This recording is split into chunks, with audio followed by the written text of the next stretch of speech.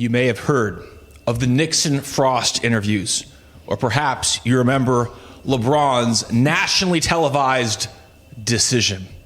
But today we may surpass both of these epic interviews with what experts are already calling the most anticipated interview in Rockport history, our exclusive conversation with Rockport's former varsity basketball coach, Phil Whitley. Whoa. Welcome to the season 1 finale of the Wicked Redeemed podcast, where over 8 episodes we have sought to explore the intersection between the ancient Christian faith and our contemporary culture, all with a distinctly New England lens. I am Matt Wigton, joined once again by my co-host, Shayna Stoll. Hi, everyone, and welcome back.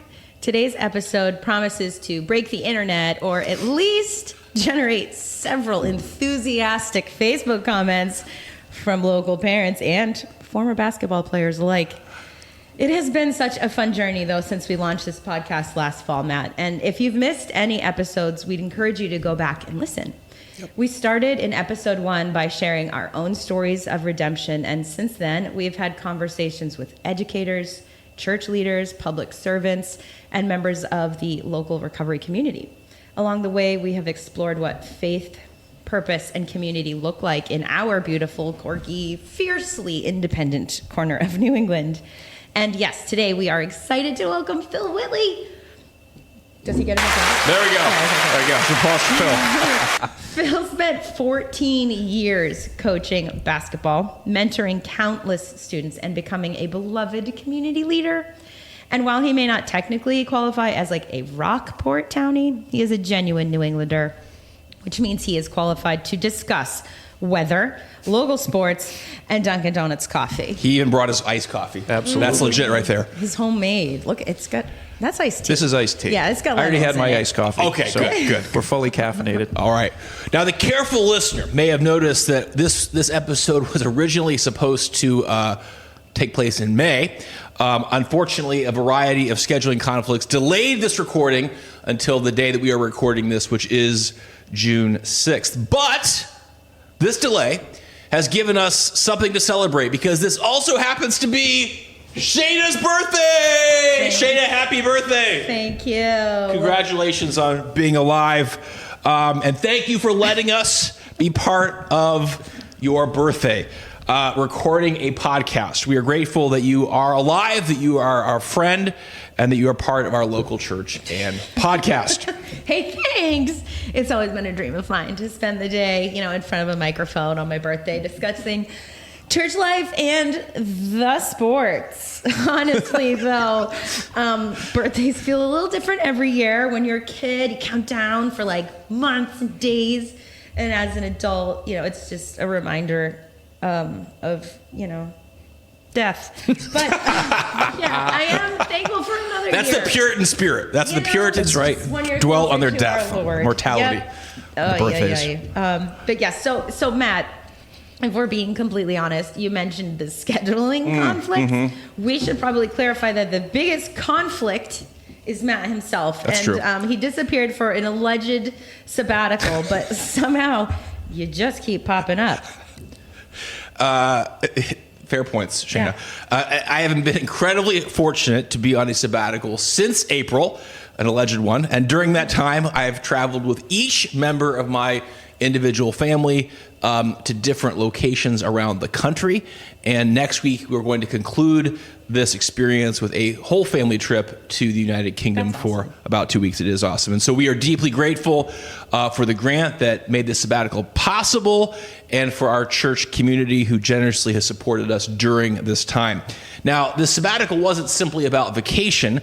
Much of the time has actually been spent visiting places that have been very significant to me in my own spiritual journey and vocational journey that has led to this point. For example, my daughter and I spent several days in New York City, and one of the things we did while we were there was that we stopped at the 9/11 memorial.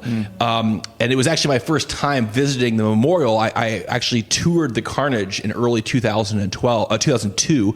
And as I shared in episode 1, that event took place my first week in college and was really formative in leading me into ministry. So it was very moving to be there with my daughter, very different atmosphere now. And on our first Sunday away, the whole family worshiped at the Cape Nettic Baptist Church in Maine, which is where I served during seminary. And that was my first real experience doing ministry in New England. And it was really moving because a group of boys who were in the youth group that we led back then were actually leading the service when we visited. And that was the first time we'd actually been back to worship since we left there in 2008. And so those are just two examples of the many experiences that we've had over the last 2 months, opportunities to reflect and remember God's faithfulness and think about what he's taught me and my family and where we're going in the future. I've also had the opportunity during the time to listen to a lot of good podcasts. We shared how, for both of us, podcasts have been really developmental and encouraging in our own lives. So I've been encouraged by the podcast. And I think maybe we'll steal some ideas from some of the good podcasts that we've listened to. Maybe.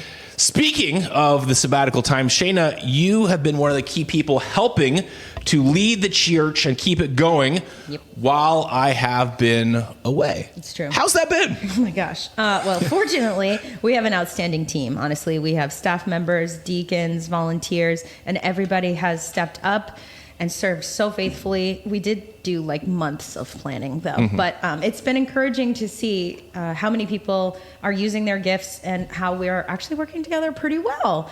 But that being said, we have definitely missed you and your family. And in fact, the moment I realized like you were truly gone, I was making coffee in the office and the water ran out, and I've never replaced the water in it. And so it hit me like, oh no, Matt's gone.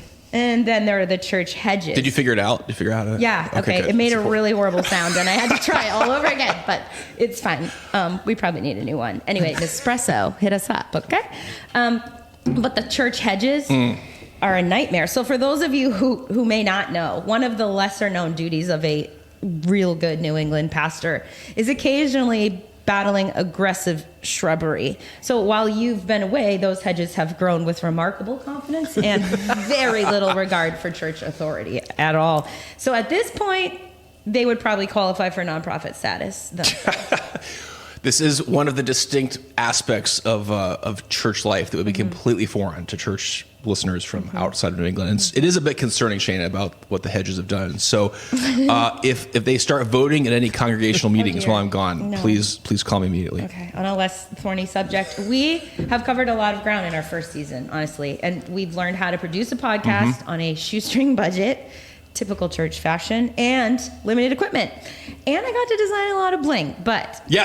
We still got some leftover... decal. We should get one here. Let's give Phil a decal. Phil, he gets more. He has like 1,000 kids. Give him all of them. We'll give him one for each of his kids. There you go. There we go. Okay. Perfect. But, yes, but so Matt, what are some of your highlights? Yeah, Shayna, there's been a lot of highlights. I think if I had to narrow it down to about 4 of what I've learned over the last year. First is learning the art of being an interviewer. It's given me a lot more respect for the people that do this professionally. It is not easy because when you're asking somebody questions, you have to like actively try to listen to what they're saying, but also be thinking about where you're going, what the next question is, realizing that you have limited time and you have a place you're hoping to go. And we do this unedited. That's kind of the New England way. We want to be real and raw, but you got to be careful with that, and also practice brevity, which I'm not doing right now. So that's something I've learned. Appreciation for interviewing and listening. That art. Number 2 would be learning from the wisdom, the insight, and the incredible diversity of guests that we've had on our podcast. Of course, didn't agree with everybody in every occasion, but everybody had some really, really valuable insights, and I think challenged my own life, and I hope our listeners to consider the intersection, again, between faith and culture and the present time and location in which we all inhabit. Number 3, Shayna, I think just really appreciated the humor and candor of working with you. That's kind of what it was an outflow of our office conversations and Bible study. And so Bible you study. all should join our Wednesday Bible starting study. September, and that at 9:30. Yep. But to be able to share that with others, to invite others in, to give a little picture more of what's going on in our own little community church, I think and I appreciate working Definitely with you. fun. Number 4 would be Hold on, you forgot. what? I have a 4th one. You forgot your clam soup, dude. Oh yeah, We'll never forget. Who will forget my learning about clam soup? The difference between there is no such thing as clam soup. You got to go back to. It's gross. That's what I call clam chowder. Chowder. Oh, okay. Shayna as the actual New Englander. Disgusting. Yeah. It's like, what? Who calls it clam soup? This man here from the Middle West. The middle, Middle Earth. The Middle West. Midwest. Been out here 21 years now, but still learning. And so we talked about that back in episode 1. Sheesh. Yeah. And you made 4 it this far. That's I impressive. By God's grace, Ay, ay, ay. Wicked is being redeemed. And the final thing, I think it would just be hearing from our listeners that the people are actually being encouraged. We've had people binge listen to the podcast and appreciate the different things that we brought up. Yeah. So knowing that we are actually making an impact has I think made this experience worth it. So Shayna, what about you? What are some of your highlights? Okay. First, a highlight for me was experience getting to work with pastors and brothers and sisters in Christ that I very much admire and look up to. So what you might not know is before we even started this, we had sort of a pilot episode, and we had a lot. It was bad. It wasn't. We have made a lot of progress. Yeah. We'll put it that way. Yeah. It's a positive spin. It was really the first time that I've had that sort of input from pastors and sort of felt like an equal instead of being taught. So that was kind of neat for me, just in my own personal walk of faith. Second is the gift of testimony. Totally saved my life in many occasions, and the opportunity to amplify others is one that I don't want to miss. So I think that's a total gift. And also, it has been a blast to hang out with friends, old and new, and just to celebrate with them the ways that God has shown up in their lives and how they're glorifying Him because of that in simple, everyday ways, just like Jesus taught us. So those are some of my highlights. Thank you, Shayna. Well, we look for more highlights to come in our season 2, which will premiere in September. We would love to hear from those of you that are listening what your highlights have been. Drop us a line and let us know perhaps ideas that you have for discussions, guests, things that we could delve into when we come back in September. Yes, but the season is not done yet. The suspense has been building for weeks, maybe months, and we're finally ready for the interview with Phil Whitley. Woo! One more round of applause. Yeah. And here we go. Matt, I need this in my classroom. Yes, some applause. Oh, definitely. That would we be could totally pretty cool. do that. We'll get you a clap boy. button. They may abuse it though over Yeah. time. No, I get to control it. So yeah. Let's see When my lesson goes well, I can give myself some applause. There we go.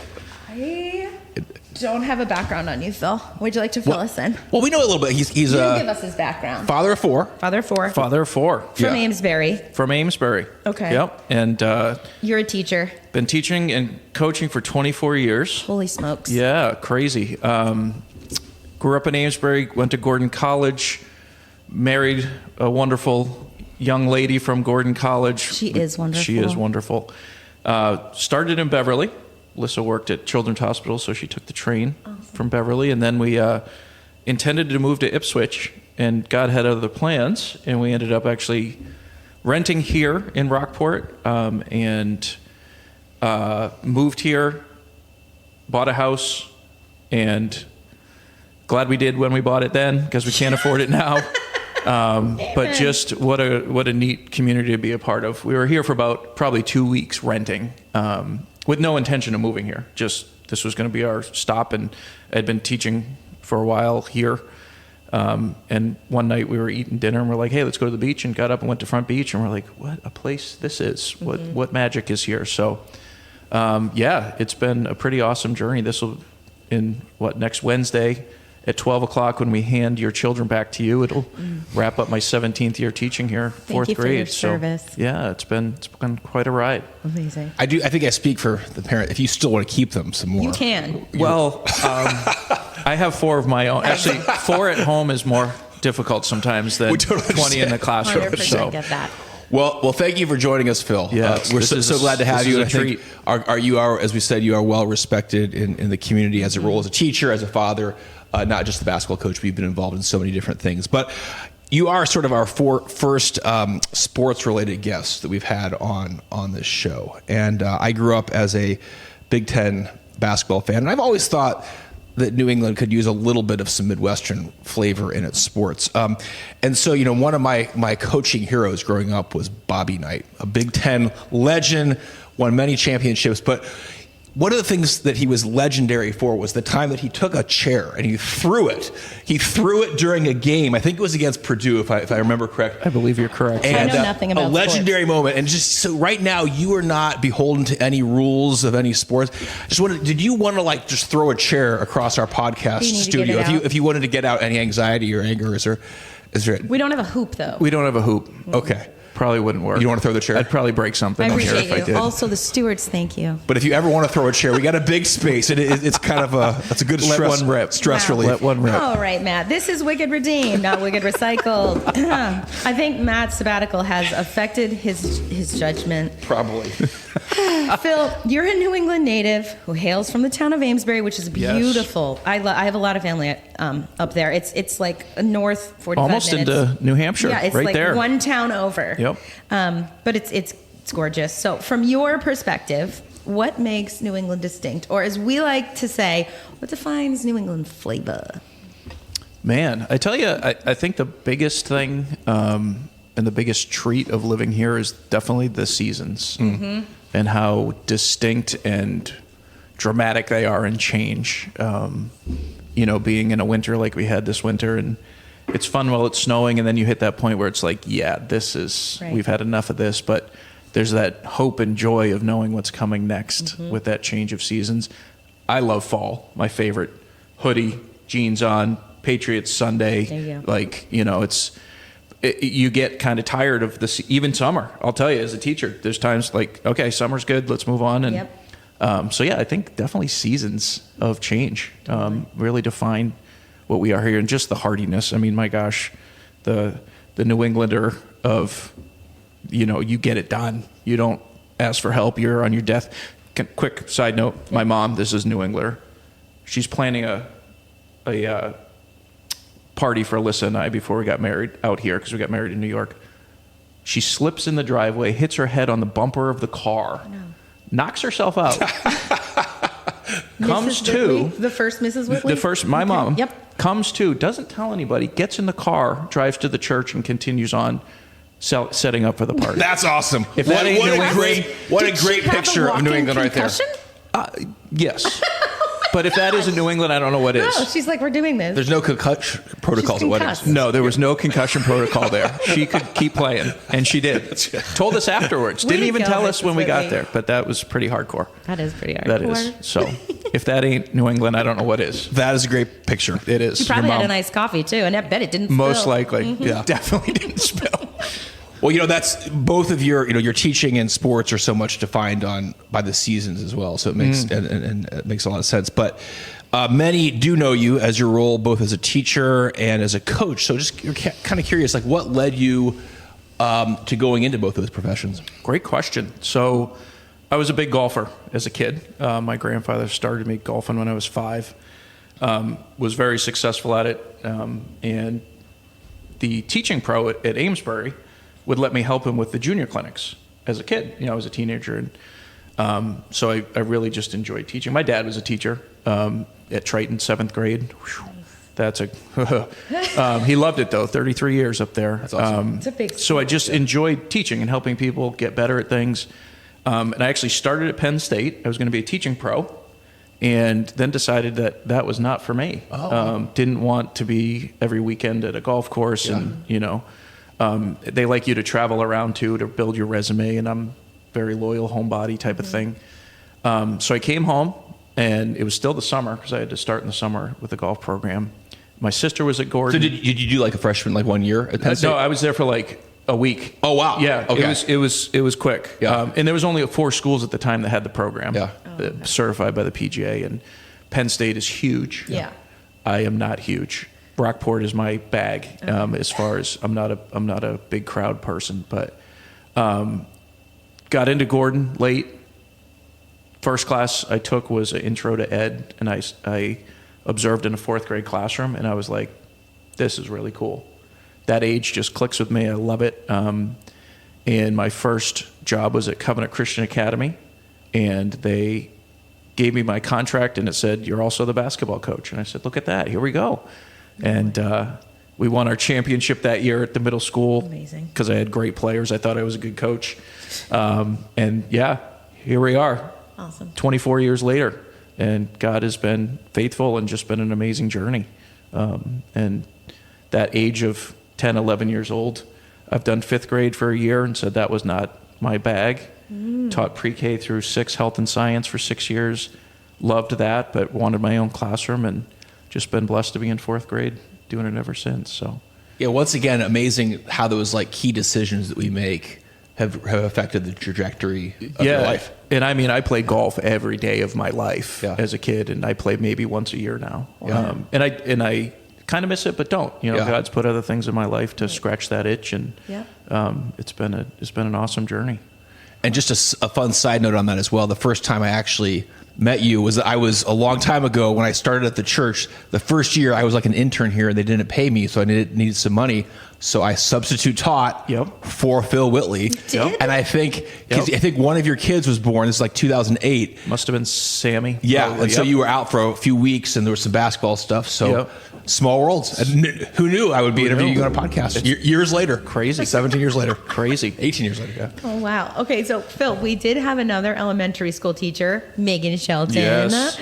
Right, she was on the podcast on episode 3, and we talked about the many challenges. Oh, we just gave her some round of applause. Oh. You don't have your headphones on. You didn't hear that. Sorry. Okay. Megan!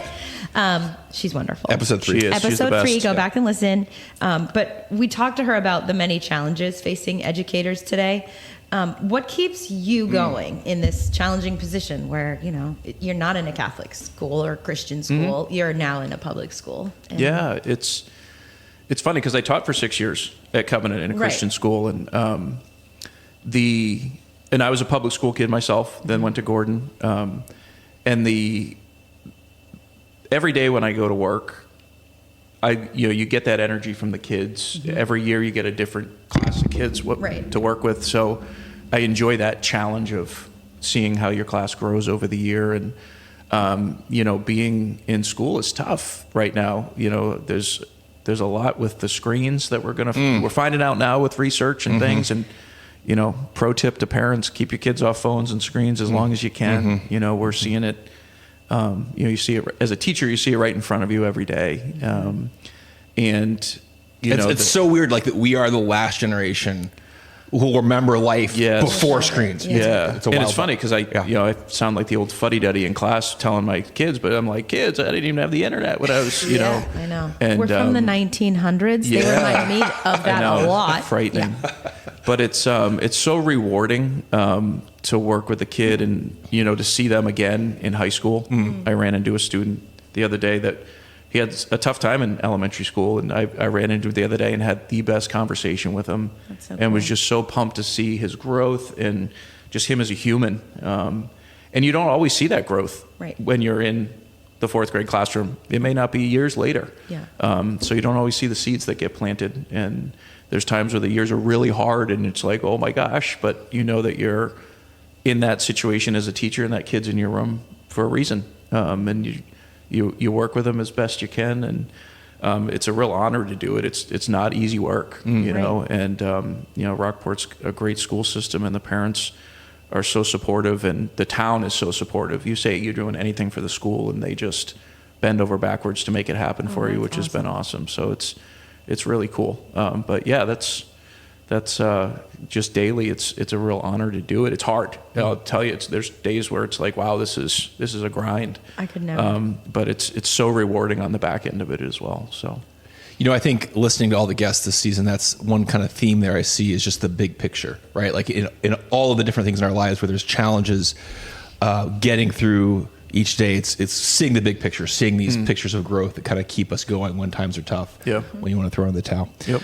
So with that said, and we mentioned at the open, you've recently concluded a 14-year career as you've coached in many different ways, but specifically in Rockport, you were well known as the varsity basketball coach. That's kind of been well publicized in our area, and that season has ended. And so what are maybe some key lessons that you have learned from that whole experience? Sure. It's been an amazing couple months of transition and just thought for me. And I've always tried to be someone that like, what can I learn from this? As good or bad or messy. And, the beautiful thing about learning and the hard thing about learning is that the most growth and the most learning happens in the mess. And even as a basketball coach, you want your practices to look good. And the funny thing is that the learning happens when it's messy. Right. And, the same thing with my students of the hard is the learning, and to be able to get people to understand that when you can lean into that, and when you can deal with the losses, when you can deal with the bad grade, when you can deal with getting fired from a job or a move or a relationship ends, it's really messy. That's where the magic happens, and I think there's so many good books out there now about just growth and mindset by Carol Dweck's a phenomenal one. But, and obviously, like, I don't want to disregard any hurt or challenges or struggles. Like, the struggle's real, and I think that's the piece that a lot of kids don't understand either. It's been amazing to watch Josiah and his journey of basketball. And that's your son. He's my oldest. He just finished his freshman year at Gordon, and he's blessed to be able to play there. And I even remember as a kid thinking, like, people that are good at things were just natural, just happens. And obviously genetics play into things and whatnot, but the commitment and the grind that nobody sees, and the hard work that goes into it allows you to shine in those moments and things. And but also the failure that happens along the way. And that failure, if you allow it to shape you, like, that's the secret sauce right there. That's the secret sauce of not letting the failure define you and to push you away from what you're doing. I have the Teddy Roosevelt quote in my classroom of the man in the arena. And just talking about those, my favorite line is those cold souls that never get in the arena, and they can chirp from the stands and the sidelines and be the Monday morning quarterback. But until you're willing to get sweaty and bloody with me in the arena, you don't matter. Your opinion doesn't matter. And it's hard because our society with social media today and everything allows everybody to have an opinion. And opinions are good. Opinions are valuable. But I think, too, we have to be careful. I think we have to be careful with the way that we are critical of others that are willing to get in the arena. Right. And I see churches are a great example. Youth sports are a great example of the amount of volunteering that goes into stuff and the amount of time teachers, pastors, anybody are amazing people in Rockport that serve on our board of selectmen. And you're willing to put yourself out there and step into the arena, and you're going to get pummeled, right? You're going to get beat down, and it's hard because you put your heart and soul into it, and you're trying to serve the way you can. And there's times where it just doesn't go the way that you wished it did, and but to lean into that and learn, I think, has been so valuable. And another piece that I think I've learned a lot of as a dad of 4 kids, and my wife for 24 years has held the fort down every winter. And to look back on it, and this may sound funny, but I think looking at it, I put a lot of time into it that maybe I shouldn't have. And it's easy to chase things that at the time, and coaching's hard because what do we get judged on? A scoreboard. Wins, right. Wins. And as a male, as a head of the household, as the breadwinner, you're doing these things and you want to do them well, and it's hard because teaching and coaching, just like being a pastor, I'm assuming too, there's no clocking out. You know, and one thing I wish parents would understand is the amount of time that your coach goes home and does stuff. You know, I got paid a decent stipend, but it came out to like negative $400 an hour Right. with the amount of time I put into it. And teaching too, I could stay there every night till 11 o'clock at night. There's just no end to it. You can always do better, you know. When in a small town, you're always on the clock. Yeah. Because you go to the dump at 7 a.m. and somebody probably wants to come up to you You and could talk have about a basketball. cool conversation. Yeah. Matt's And a it's, pastor 24/7. you are. And you're Absolutely. a coach 24/7. Absolutely. And it's a passion of mine, and it's something that, you know, especially with the amazing stuff we have and resources online, you can always learn something new, whether it's leadership, whether it's team building, whether it's plays, you know. And I think if I was able to sit myself down as a young dad, I would have said, hey, Phil, listen, you get a half hour a night to devote to basketball, then shut it down. Because in the end, it doesn't matter, you know. And one of the themes that I really tried to push onto my basketball players later in my career is win your dinner table. Right. You know, none of this matters. KPN League championships, state titles, wins, your bank account, your job title. Win your dinner table. Yeah. And if you can do that, that's success. When your children who are your legacy go on and be great people, when your marriage is good because you're putting the time into it and you're doing things that really matter. And there's so much noise in the world. Like, that's the hard part. And with social media, again, it's easy to get wrapped into it of how am I doing. And we had such a great run a couple of years ago with basketball, and it feels good. You know, I won Coach of the Year, and it's pretty hilarious because I actually found the plaque for it the other day in a pile of stuff. It's a good reminder. It See? is. No, it really is. God's like, don't Shayna. forget. Don't forget, Phil. Don't forget. But at the same time, you know, as a coach here, you know, and I came from Gordon as an assistant, and you want to make an impression. And I remember sitting in our interview with Steve Rowell when I was being interviewed for the job, and Steve's a legend. His name's on the court, you know, Hall of Fame at URI. And he said to me, he goes, how do you feel about losing? Good question. And I was like, you know, I kind of laughed. He goes, because you're going to lose a lot here. Yeah, it's Rockport. And of course I laughed thinking like, well, no, I'm not, you know, you just wait. And I think I spent a lot of time, you know, wrestling with what is success here in Rockport and trying to win and trying to find that magic bullet. And, you know, it was good because I knew that a big part of my job was mentoring young men. Yeah. You know, and winning's fun. Winning feels really good. But there's a lot of lessons that don't get taught when you win.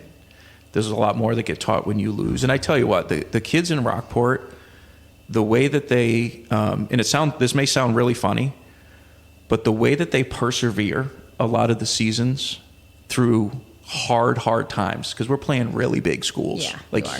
huge. I know. You know, we played Newburyport and they have like 800 boys. Yeah. You know, We have and like 12. we beat them twice, though. I'll tell you that. That was fun. job. But the perseverance and the understanding of grinding something out to conclusion and doing it with your whole heart from start to finish, that lesson for them in their life is more valuable than a state title that they could 100%. ever win somewhere. And it's really cool to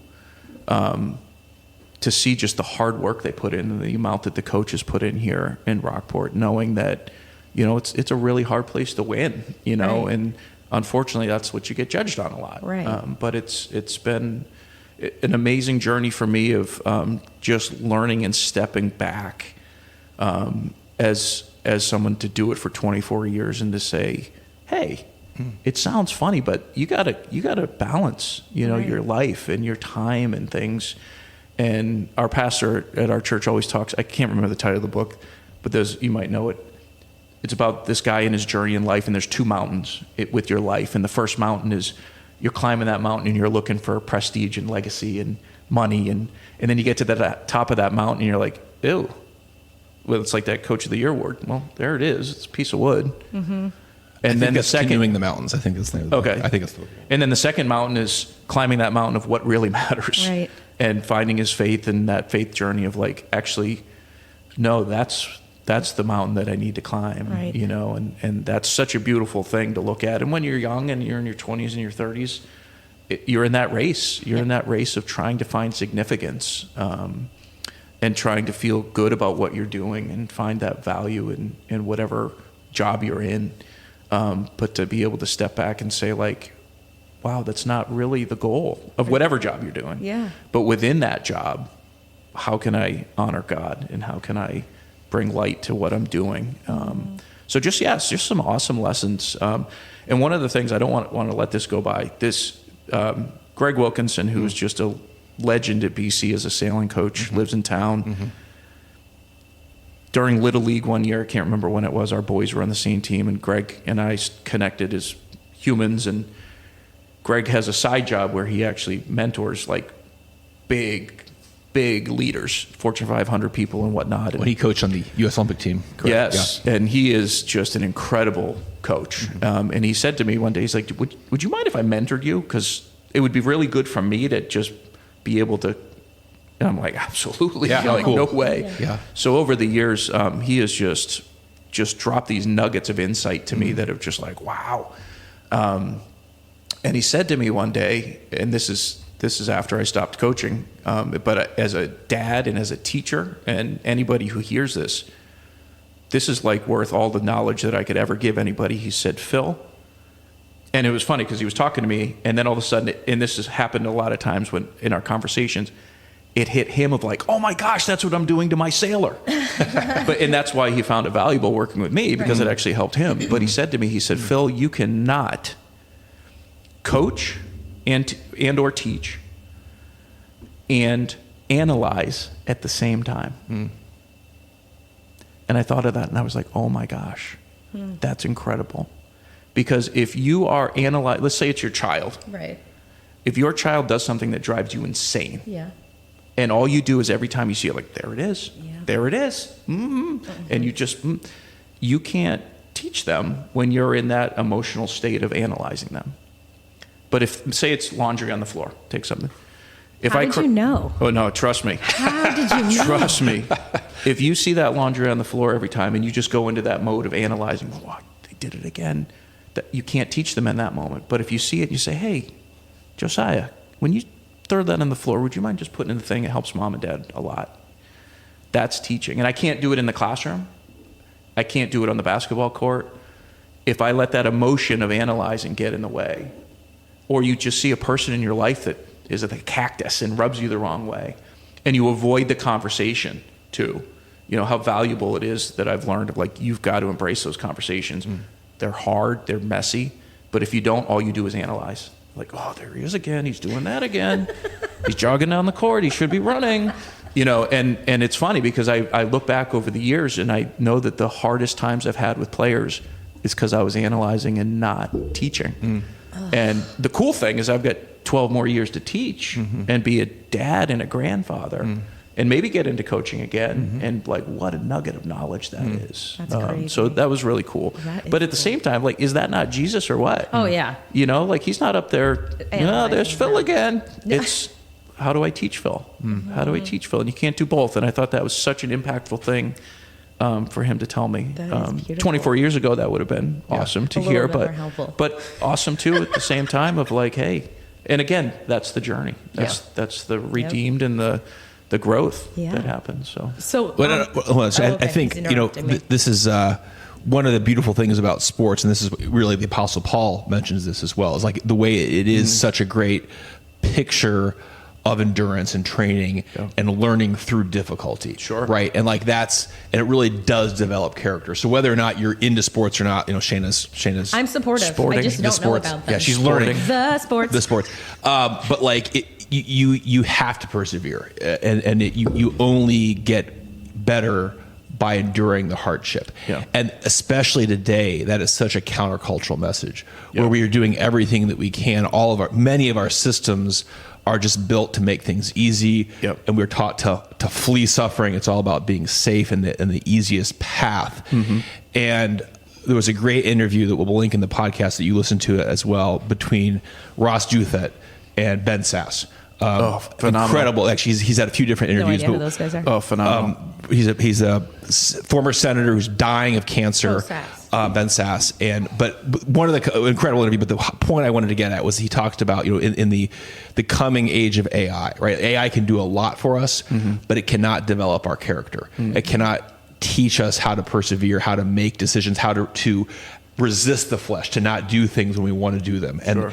and I think what's interesting to me is like you know all this stuff. You've been a coach, but you're having to like right now actually coach yourself, like to tell yourself during this time of transition, Sure. the things you've been teaching others. Sure. And I don't know about you, but like I'm kind of experienced the same thing in my sabbatical, where it's like a break. And it's sometimes easier to be out there than like actually coaching yourself and Sure. saying like, I got to persevere right now. Absolutely. Do you feel that a little bit? Well, and it's funny of like, thinking back to the screens, and I'm not good on my phone. I'll admit it, but I can't call my kid out to put his phone down when I've got mine in my face. Yep. And the value of also too, and this is right with your podcast name, the value of saying, "Hey, I'm sorry. You're right. Yeah, I was wrong. I was wrong. Yeah. You know what? The way I spoke to you, as a parent, especially, oh my gosh, as a leader. And I think it's scary as a parent and a leader to let your guard down and say, hey guys, I don't know what the right answer is. That's frightening. But man, is that magic too. That's where the magic happens, when you lean into that piece of being able to say, hey, Josiah, the way I spoke to you was really not okay for a dad to, it's funny, I can get upset, and I one day I was talking to Evie and I said, hon, I'm really sorry the way I spoke to you like that. She goes, oh, it's okay. And I said, no, it's not. Because I also know the way my two girls, and the way that I respond to them, they're going to learn that that's okay or not okay for their own spouses and things. And man, as you guys know, children lay out all of your faults as a parent. They bring it to the surface though, but also too, that's our chance to learn and to lean in, and to have grace with yourself. And the idea of, when I make a mistake in my classroom, I think it's so important for the kids to see me. And, if I screw up a math problem or something, I love it, because it's like, I try to create the culture in my room that mistakes, we don't make it a big deal. Right. We learn from it. We don't laugh. We don't like, ooh, because I tell them flat out, I said, because if you laugh, no one's ever going to want to answer a question in this classroom again, right? Yeah. So let's create a place where people can be themselves and take risks. Yeah. And again, that's where the learning happens, when you're in that environment, to do that and to be able to fall on your face, and be lifted up by the person instead of laughed at. Yeah. And again, that social media piece is so hard, because we love to beat people down in our culture. Well, it makes we've been taught that actually does make us better. Yes. Which is For a not small moment in right. time. Yeah. Yeah. So we have some rewiring to do. Yeah. Oh man. But good stuff. You are so full of nuggets, man. All right. So what have been some of your key highlights in your coaching career? Like, what are your I'll tell you, one year, we literally didn't win a game. Yeah, you can laugh. Please do. I'm not surprised at all. Please do. It was probably Please like 5 years in a row. We were 0-18. Wow. And the coolest thing about Coach Roll that, was right. He said, get he used to was losing. right. Yeah. The funny thing about that year is it was one of the most rewarding years for me to see the team that I had compete just as hard the first practice as they did the last practice. And, to me, I knew that, hey, you did a good job, Phil, and for the kids to, continue to check in with me to this day, and to see them in town, and to be able to wish them happy birthday, and again, my mindset had to change early on here of not, obviously as a coach, you care about winning. There's no way you can't. Right. I mean, there It's really like part isn't. of the job. And you do everything you can to give your team the advantage to do that, whether it's watching film, just trying to come up with a new play, all that good stuff. But to see that team was really rewarding, and for my own two boys, Josiah's just finished his freshman year at Gordon, Sammy's finishing up his sophomore year at Rockport here, but to be along for their ride in the journey with their friends, because both of them played travel basketball since third grade, and for me to be able to be a part of helping with those teams and then coaching Josiah and seeing his accomplishments. And the cool thing, and I wish that parents, and I have the luxury of being able to go through the journey and to be coaching for so long and be able to coach my kids and be in the arena of coaching. And youth sports is off the rails. It's out of control. Yeah. Dick's Sporting Goods sold like $18 billion in youth sporting equipment alone. Only for Sunday mornings. Correct. And it's hard because it's crazy. That journey of just give your kid the sport. My dad didn't play golf, so golf was on me if I wanted to be good at it. And anything, if your kid doesn't love it and have a passion for it, they're not going to hit their ceiling. Right. And it's hard to see so much of the competition in youth sports and the, travel everything and going everywhere. And it's like, just, do they love it? Are they a great teammate? Are they getting exercise? Are they learning valuable lessons? I wish we could go back to that. Like, keep it simple. Keep it simple, yeah. And the amount of family time that gets destroyed because of it is hard. And again, I have the luxury of being in the world of it and was able to navigate it and do a somewhat decent job of it, I think, as a parent. And Lissa was really good at keeping me aligned as well, of like, hey, listen, let's keep it, within reason here. And but it's kind of like the race to nowhere, because the percentages of kids going to college, if you want a scholarship, go to the library. Right. Go to the library, you're much better chance of getting that scholarship. And there's so many awesome things that can be learned with sports. And sports are awesome. They're important. I take your word for it. But sporting.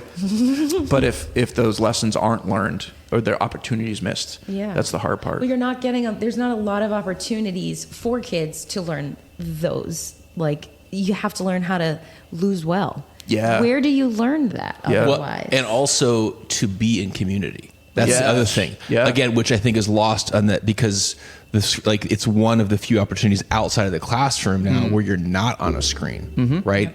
And so just anything where kids can be together, learn how to relate to one another, is really a foreign thing. Growing. We've come so weirdly far. So, so a lot. I mean, that could be a whole other podcast, just the topic of youth sport, where we've come from, where we're going. I think we're going to see some big changes down the road, but you're just one little vantage point in a much bigger discussion. But with regard to you, and you kind of already hinted on this a little bit, if you could go back, any other regrets, if you could do anything differently, I guess we mentioned 14 years, but your whole coaching career as well. Yeah, it's funny because from the outset of coaching, one of my biggest reasons for doing it was the mentoring part.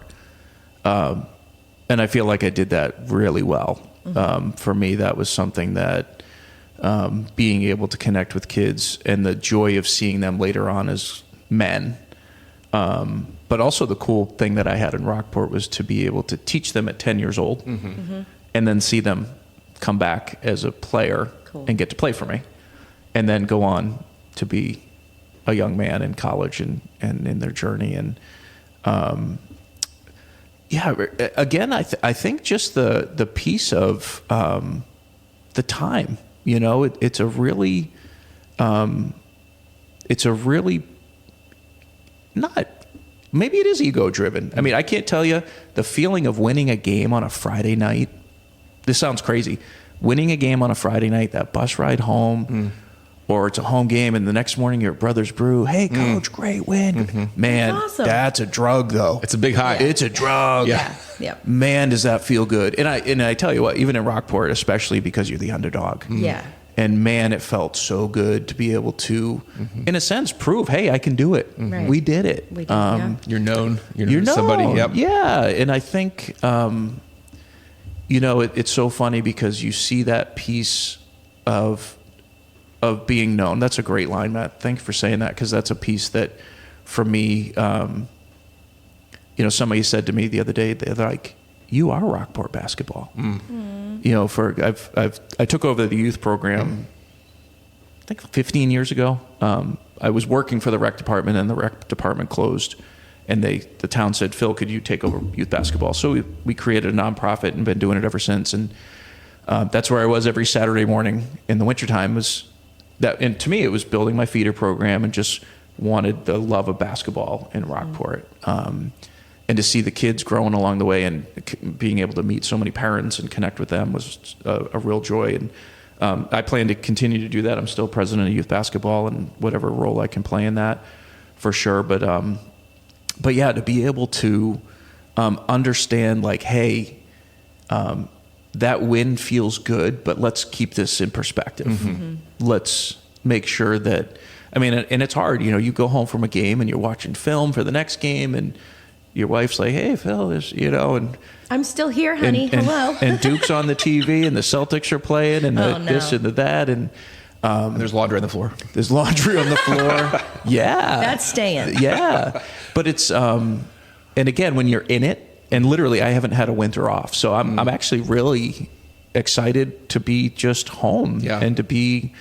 I bet your family is. Are they excited to see you? We'll see. That's still out for debate. But to be able to, be a part of the girls, because Lydia and Evelyn love playing, and obviously Josiah's playing at Gordon, to be a part of watching his games. That's and cool. Sammy's playing, so I'll watch him play, and just being more available, and to understand. I was talking to a friend who's a coach in the Cape Ann League. I won't say his name, but he's a wonderful guy. But we were talking the other day of just the badge of busyness and how we use that sometimes, I think. And I'll admit in my own life, to not have to deal with other things. Heck yeah. The time I'm excited to date my wife again. It sounds funny, but That's so cute. But to work on your marriage, and there's every winter, and then at summer league, you got, it just, so that badge of busyness. And I think when you're in it, you don't realize it. And it's dangerous, because you can just, obviously 4 kids, and that was our choice, and we love them all, but you're going, and it's real easy to set aside those hard conversations with your spouse that you need to have, and the things that aren't going well, we'll just kick it down the road and deal with it later. And so I'm excited in a sense of, there's a real feeling for me that God has put on the brakes for a reason. Obviously this is God's plan. This isn't mine. It's his. And to be able to lean into that, again, if we're talking about learning and uncomfortable, here it is. Like, what do you have for me? And it was so funny because I think my first instinct was like, well, what's next? What are we doing? What can I fill my time with? Yeah.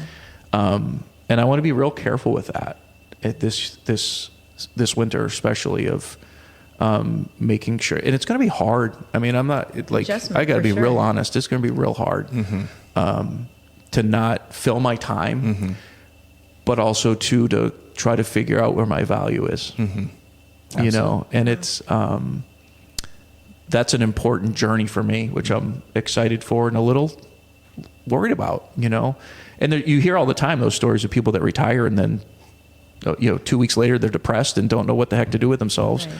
Right. And it's like, where's my value coming from? And it's Jesus, and making sure that it's there. So good stuff. Yeah, it's hard. And I've gone, these last couple of months have been hard. They've had their ups and downs and their journeys, but so enlightening for me. And I know that the journey continues on that, like, what can I learn from this, and how can I be better at what I do? And if I do get into coaching again, how can I do it differently? I was going to ask you. Yeah. I just want to say, sorry to interrupt again.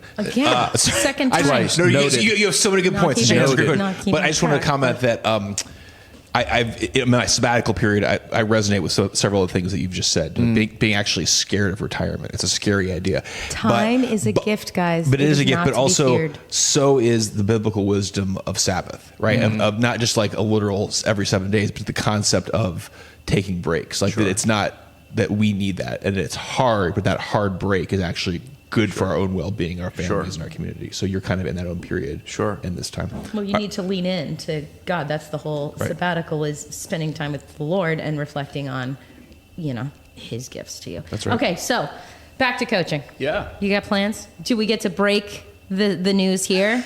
Taking my talents to South Beach.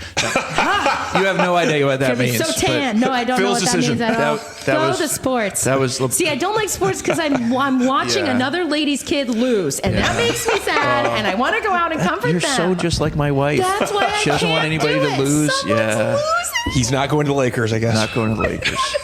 Right now, I'm going to Pigeon Cove. That's where I'm going.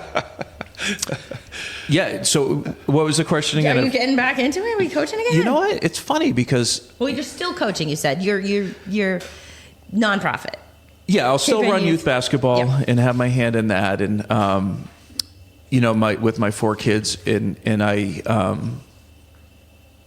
don't want to right now. Yeah. Unless the right position came up, but I really, I want to process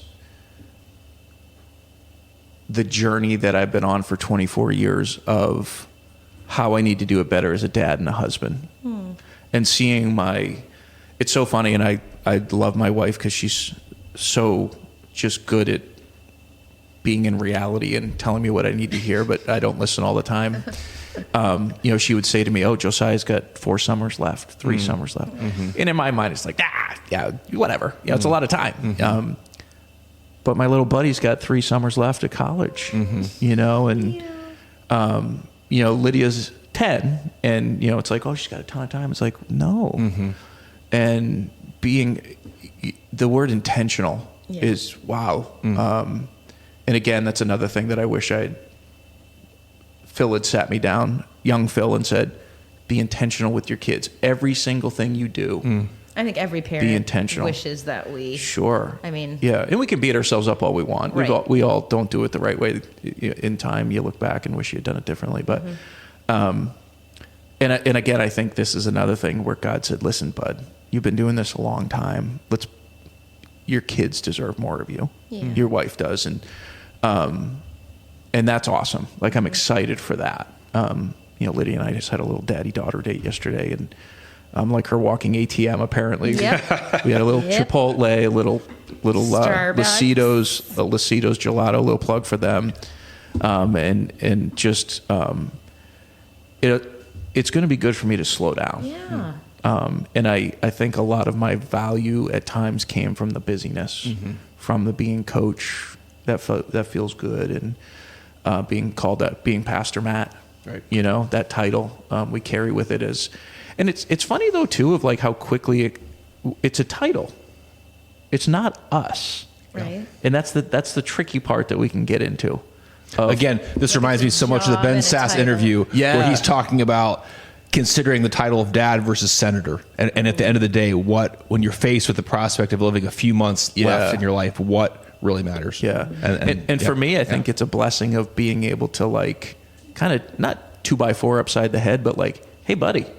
You've been putting a lot of time into other things. You've been a good dad and husband. But here's a gift. That gift of time is such a valuable gift. So I'm excited for that. And I want to be careful that I don't jump into things, into something else. But just make sure my gift, and if it is coaching, it'll be with my girls and helping them along and volunteering when I can, but just trying to be better balanced is important to me right now. So in shifting towards your faith and your intentionality, in addition to all the aspects of your life that you've been public with your faith, so what's been the background behind your faith journey, and what is your faith story? Everybody knows, like you're a Christian, which is awesome. Yeah. But tell us how you got there. No, I was lucky to grow up in a Christian home. My grandfather was a pastor. Oh wow. My step grandfather. Cool. In and we actually, Cool. Well, he was at Byfield Parish. All right. Yep.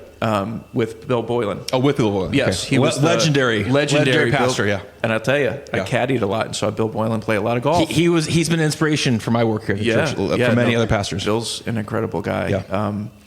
But and grew up going to church and as a 14-year-old, gave my life to Christ, and just been on that journey ever since. And it's been great to be able to teach at a Christian school, but also be able to be in the public school. And something that's really important to me, and this might sound crazy, but I think you'd actually agree with this, Matt, of like, my feeling is that if you're a teacher, the students in that room should never know what faith you are or what you're voting on Your the ballots, my yes. political view. Yeah.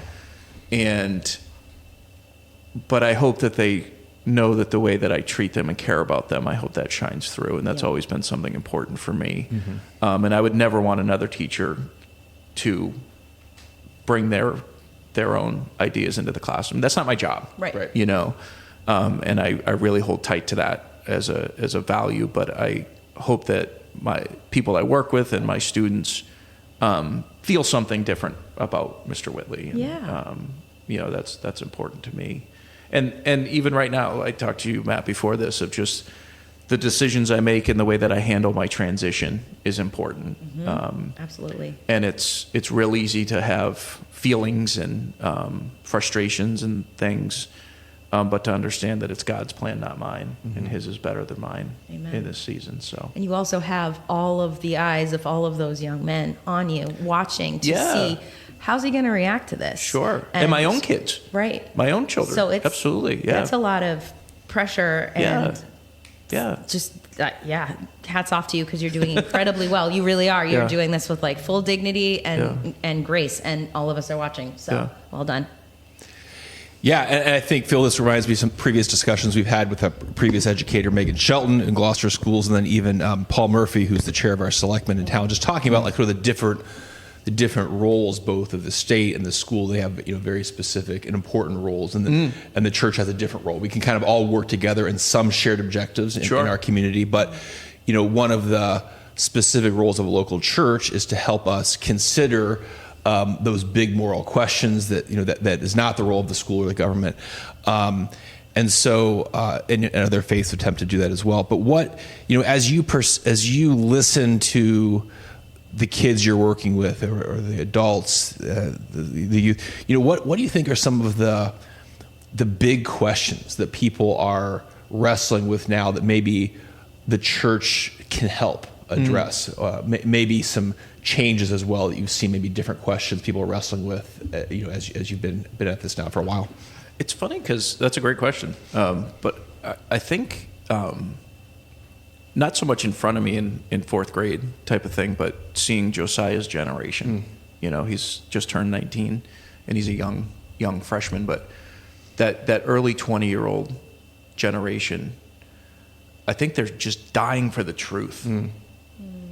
I think, you know, social media, I wish it would just go away, but I think I always thought it was funny when you're a kid and you grow up and you realize that so many people don't tell the truth. Leaders in a lot of different facets, like, man, they just lie. Yeah. And that's okay. And I always have this sense of injustice of like when somebody does something wrong, they should be taken to task for it. But I think there's just a real sense of, obviously the political world is just a mess right now, and our country's, even though we're in like so many wonderful things here, there's a lot of just frustration and things with people. And I really think amazing revival at like Ohio State and things going on there, but I really think they're tired of the silliness. They're tired of the older people just yelling at each other and pointing fingers. And they want truth. They want a reason for what we do every day, instead of just chasing money, or a title or whatever it is. And I think that's pretty awesome. That is awesome. And to figure out that, like, hey, there actually is something, there is truth there that I can seek and find it. And that's valuable. So yeah, I think that just truth piece and it's hard because like when you don't have a moral compass, you know, and I talk to my basketball players about this all the time, like have a moral compass. I don't care what, you know, maybe different for everybody, but when you wake up in the morning, when you go to a party, you know, when you've got a tough choice to make, the choice has to be made before that. Like you have to live your life in a way that you know what you want out of your life, and to make some hard choices sometimes to say no, to say I don't want to do that, to not be a part of that. And for young boys and girls, that's hard. Yep. They're in the thick of it. They're in the weeds. And I was thankful that I could be a voice for them in those weeds, and try to give them an understanding too of like, it's okay to not do that stuff. Right. You don't have to do what they're doing, and it's okay. It's hard. It's very hard. It's hard. But yeah, I think they're seeking truth big time. And I think that's a good thing. Yeah. I think so too. Yeah. All right. So for the older listeners, because most of our listeners are not 19 yet, we're cool, I swear. Yeah. All right. So if you had a 30-second huddle timeout with our listeners for the game of life, what would be your pep talk? No pressure at all. No. John 3:16. Just kidding. That's right. That's right. I would say a couple things. One, I already said it. Win that dinner table. Yeah. That's your trophy. Two, understand that our time is so limited and how valuable it is. That's your currency. That time piece. And the third piece, we discussed it already, is when you get in that arena, you're going to get beat up. But go into it.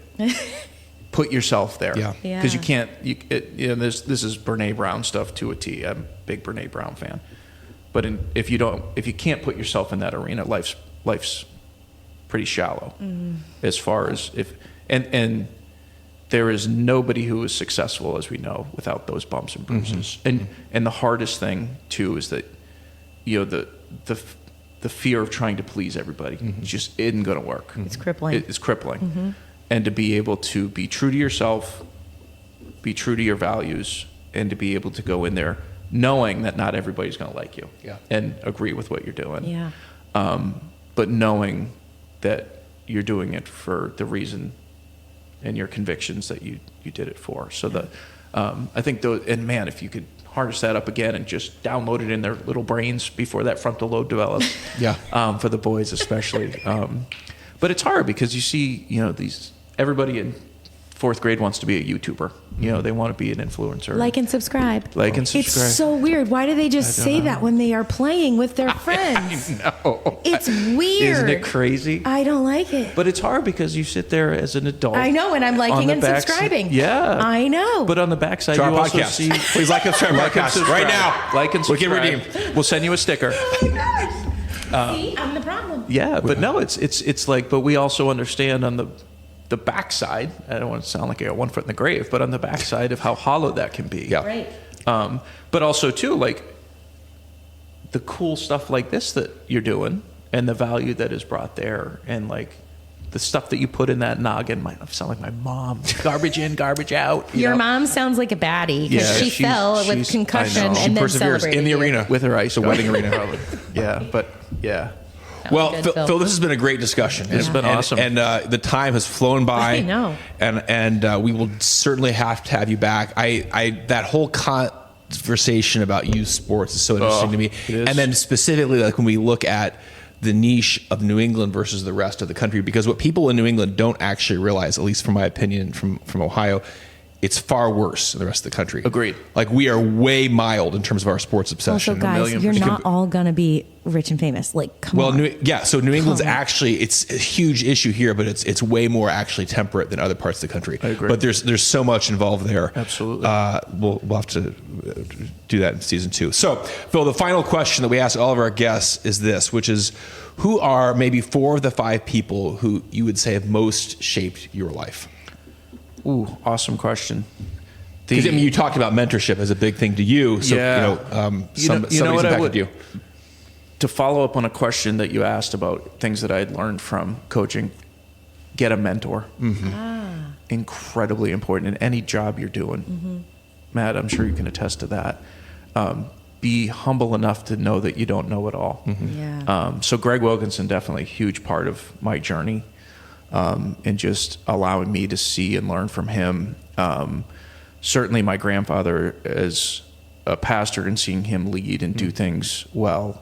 My 4th grade teacher, incredible teacher, really, I would say inspired me to want to be a teacher. She was a softball coach and just a neat lady. The mom and dad, obviously, dad was a teacher, and the best part about them is they're human. They make mistakes. They have their faults, but they just continue to love each other and love my sister and I as best they can. It's that kind of story of you know what you know as a parent and as a mom and dad, and you try your best. And there's no right or wrong. I think a lot of times they're so kind of caught on doing it right, and I don't think there is a right. It's you do the best that you can with the cards that you're handed. That's right. And you learn from it and you grow from it. Those are really important people for me, and just all the people, the principals I've had along the way, and the people that I work with, being willing to learn from them and guiding you. And education's a funny thing because it's always changing, and the kids that are in front of us are always changing. It's funny because we get the culture right in front of us. Right. The new, the lingo and the fidget spinners and the squishies and the bottle flipping and all that stuff. It's this now? I don't even know This is what what we're my doing. kids do now. Yeah, I don't know about that one. they take, I don't With even their girl- hand. It's must like be- a clap. must be It's girls. like a cool clap. Yeah, and clock it, and there's all Clocking. these... It's called clock it. Yeah. Matt, I can't even, I don't Matt. get it. I don't. I'm behind on that one. Next week, Matt's going to be clocking it. I Just probably- wait. yeah. Next all I'm podcast. glad to say is there's no more 6-7. Well, this No more? Sunday is 6/7 tomorrow. But it's I can't dead. wait. It's dead? All of a sudden, it's Just like, wait till tomorrow. Yeah, it's back. It's June 7th tomorrow. So. At least I'm not in my classroom putting it on the board. Oh, Phil, thank you so much for your time. Oh, this has been great. And your insight on today's edition of the Wicked Redeemed podcast. We appreciate your honesty and experience and all of your insight that has helped us to consider the intersection of the historic Christian faith with the present culture, all with a New England flavor. To all our listeners, thanks for tuning in to this episode and all of season 1 on Wicked Redeemed. It's been a really fun ride, and we are so thankful for all the people who have helped us behind the scenes, for our incredible guests, and for our growing audience. Thank you. We hope you join us for season 2 when we return in September. On behalf of Matt and our team here, thank you for tuning into this episode of the Wicked Redeemed podcast, where we definitely brought the wicked, but God brought the grace. Until next time, see you, bye. Bye.